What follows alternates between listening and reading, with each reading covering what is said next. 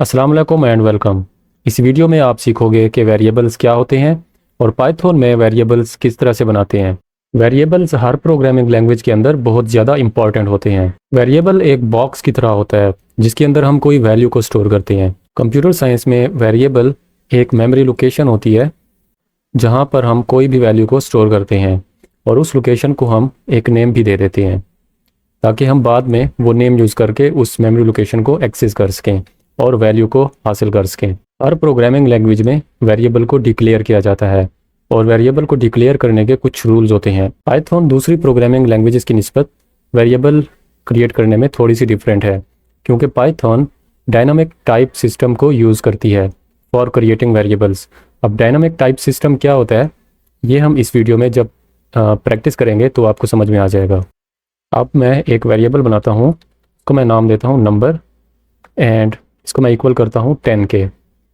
Okay, सो ये एक variable बन गया है। सो वेरिएबल का नेम है नंबर और इसको हम कहते हैं असाइनमेंट ऑपरेटर और ये है वैल्यू जो इस वेरिएबल के अंदर स्टोर है। ऑलराइट, तो पाइथन में वेरिएबल बनाने के लिए हम सबसे पहले वेरिएबल का नेम लिखते हैं एंड देन हम असाइनमेंट ऑपरेटर देते हैं एंड देन हम वैल्यू देते हैं। तो अब अगर हम इस नंबर को प्रिंट करवा के देखें, प्रिंट नंबर, तो हमारे पास आउटपुट में क्या आना चाहिए तो वो देखते हैं।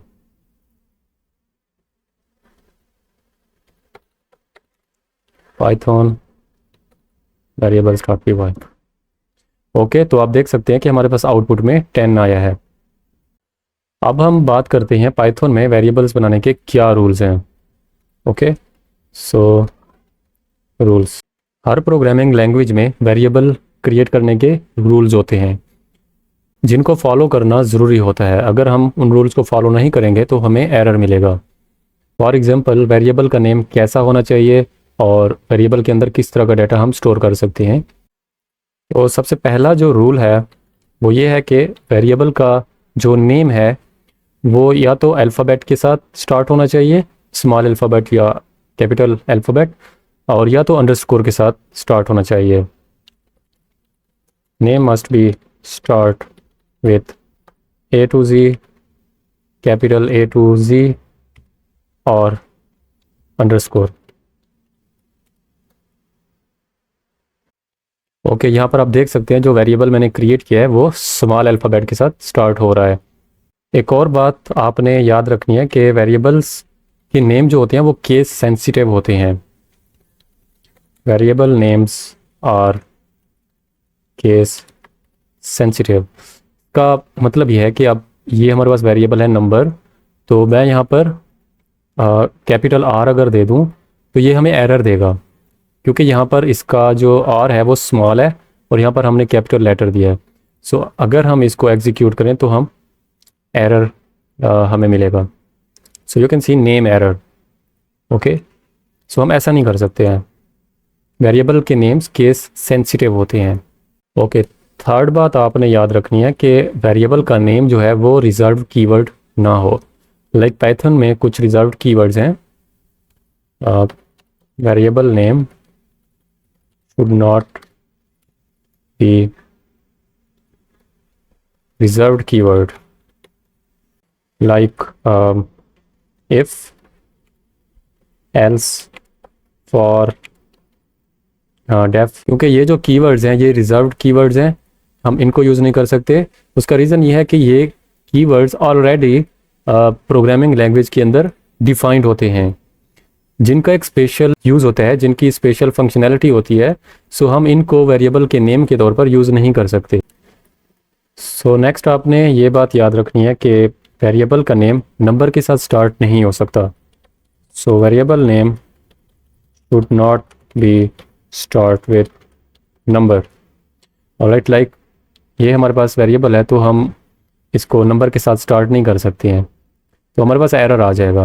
ओके, ये बात आपने याद रखनी है, नंबर के साथ हमने वेरिएबल का नेम स्टार्ट नहीं करना। नेक्स्ट रूल ये है कि आप पाइथन में डाटा टाइप को स्पेसिफाई नहीं कर सकते हैं। Do not specify data type in Python. अगर आपने दूसरी प्रोग्रामिंग लैंग्वेजेस को यूज़ किया है तो वहाँ पर आपको वेरिएबल बनाते हुए डाटा टाइप भी बताना पड़ती होगी, बट इन पाइथन हम इस तरह नहीं करते हैं। Suppose int a is equal to 10, हम इस तरह से नहीं लिख सकते हैं, हमें एरर मिलेगा, क्योंकि पाइथन एक डायनामिक टाइपिंग सिस्टम को यूज़ करती है वेरिएबल बनाने के लिए। उसका मतलब ये है कि जब भी हम प्रोग्राम को एग्जीक्यूट करते हैं, जो भी वैल्यू असाइन की जाती है वेरिएबल को, उसकी बेस पर इंटरप्रेटर डाटा टाइप रिकॉग्नाइज कर लेता है। लाइक यहाँ से मैं इंट हटा देता हूँ क्योंकि पाइथन में हम डाटा टाइप नहीं बताते हैं। तो जब ये एग्जीक्यूट होगा तो इंटरप्रेटर देखेगा कि इसके अंदर जो वैल्यू है वो एक नंबर है, ऑलराइट। सो वो ऑटोमेटिकली रिकॉग्नाइज कर लेगा। अगर हम यहाँ पर किसी और डाटा टाइप को स्पेसिफाई करते हैं लाइक स्ट्रिंग, तो इंटरप्रेटर जो है वो समझ जाएगा कि ये एक स्ट्रिंग है। सो आई होप आपको ये रूल्स समझ में आ गए होंगे। तो अब मैं इन रूल्स को फर्स्ट लाइन पर ले आता हूँ, मैं इसको इरेज करता हूँ। ओके, अब हम यहाँ से वेरिएबल्स को क्रिएट करना स्टार्ट करते हैं। तो like number is equal to 10। तो अगर हम इसको प्रिंट करवाएं नंबर, तो आप देख सकते हैं हमारे पास 10 प्रिंट हुआ है, जो भी उस नंबर के अंदर वैल्यू थी वो प्रिंट हो गई है। तो अब हम इस वेरिएबल के अंदर जो भी वैल्यू है उसको हम ओवरराइड कर सकते हैं। लाइक अगर मैं यहाँ पर लिखूँ नंबर इज़ इक्वल टू 20 और फिर मैं नंबर को प्रिंट करके देखूँ, तो अब क्या प्रिंट होगा? अब जो ओल्ड वैल्यू होगी वो प्रिंट नहीं होगी, जो न्यू वैल्यू होगी वो प्रिंट होगी। ओके, सो यू कैन सी कि यहाँ पर हमारे पास जो नंबर था उसकी वैल्यू 10 थी जो हमें प्रिंट हो गई, और यहाँ पर जो नंबर था उसकी वैल्यू 20 हो गई थी जो हमें प्रिंट हो रही है। सिमिलरली हम स्ट्रिंग को भी स्टोर कर सकते हैं। My name is equal to Hasan and then let's print this my name। Okay, तो इसको प्रिंट करके देखते हैं। तो आप देख सकते हैं पहले हमारे पास नंबर प्रिंट हुआ है और देन जो नेम था वो प्रिंट हुआ है। आप चाहो तो वेरिएबल के अंदर किसी भी टाइप का डाटा स्टोर कर सकते हो। तो मैं आप यहाँ पर एक और नंबर बनाता हूँ, नंबर 2, उसको मैं नाम देता हूँ। तो इसके अंदर मैं 14.7 ये वैल्यू स्टोर करता हूँ, एक फ्लोटिंग वैल्यू, एंड देन इसको प्रिंट करते हैं, प्रिंट नंबर 2। ओके, यहाँ पर आप देख सकते हैं कि हमारे पास 14.7 प्रिंट हो गया है।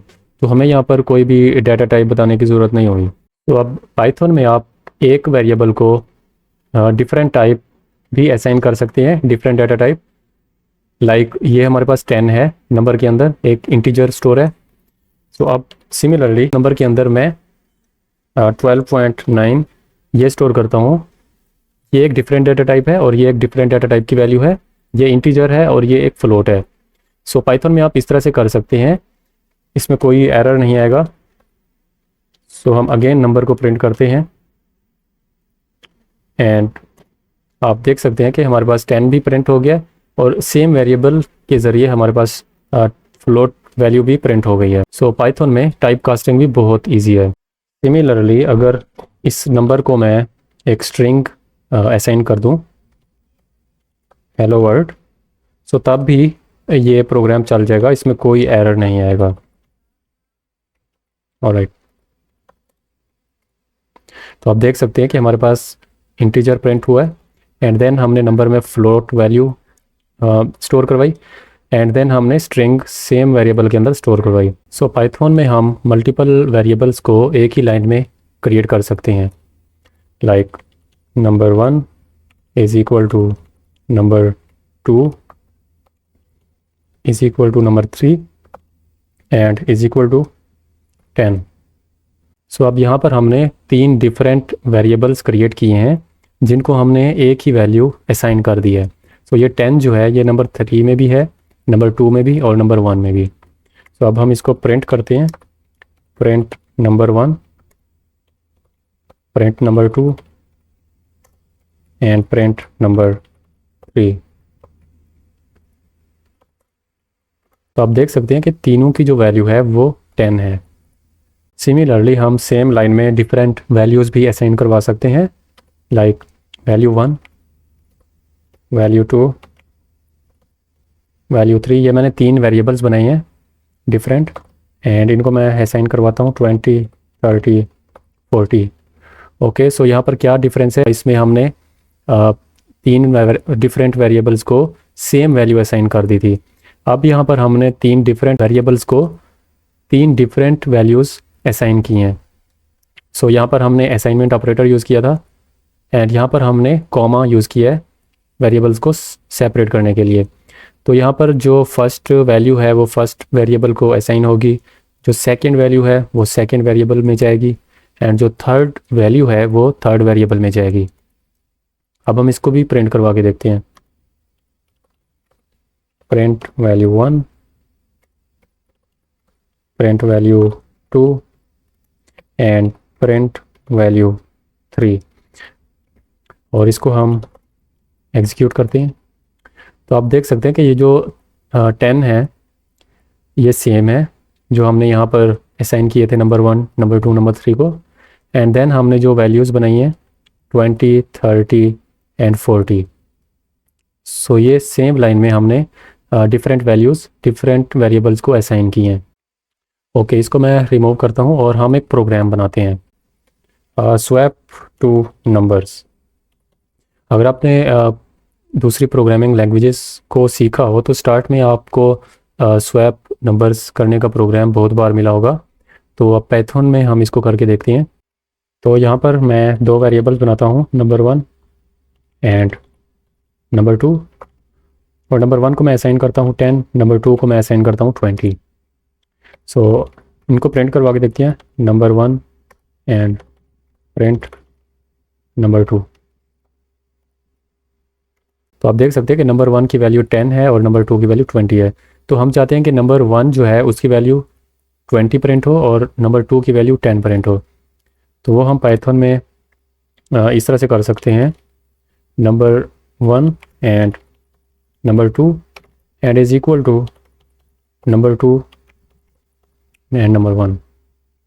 ओके, तो इससे क्या होगा कि नंबर 1 वेरिएबल जो है उसको हमने असाइन कर दी नंबर 2 की वैल्यू। ओके, नंबर 2 के अंदर जो भी वैल्यू थी, और नंबर 2 को हमने असाइन कर दी नंबर 1 की वैल्यू, जो हमारे पास नंबर 1 की कोई भी वैल्यू थी। एंड नाउ हम इसको प्रिंट करवा के देखते हैं, print number 1 and similarly print number 2। तो आप देख सकते हैं कि पहले जो नंबर 1 था वो 10 था और नंबर 2 की वैल्यू 20 थी। नाउ जो नंबर 1 है उसकी वैल्यू 20 हो गई है एंड नंबर 2 की वैल्यू 10 हो गई है। आप प्रिंट में इस तरह से भी कर सकते हैं, यहाँ पर आप लिख सकते हैं नंबर 1 बिफोर, और यहाँ पर स्ट्रिंग के बाद आप कॉमा दे सकते हैं, और सिमिलरली सेम चीज़ आप नंबर 2 के लिए भी लिख सकते हैं, नंबर 2 बिफोर, एंड यहाँ पर आप कॉमा दें एंड यहाँ पर कॉलन, एंड सेम चीज़ यहाँ पर भी आप लिख सकते हैं, नंबर 1 आफ्टर एंड यहाँ पर कॉमा एंड नंबर 2 आफ्टर। और डिफरेंट स्टेटमेंट्स एक ही प्रिंट फंक्शन के अंदर किस तरह से हम लिखते हैं ये मैंने आपको अपनी पहले वाली वीडियोस में बताया था। ओके, अब इसको हम प्रिंट करके देखते हैं। ऑलराइट, तो आप देख सकते हैं number 1 before 10, number 2 before 20 and number 1 after it is 20 and number 2 after it is 10।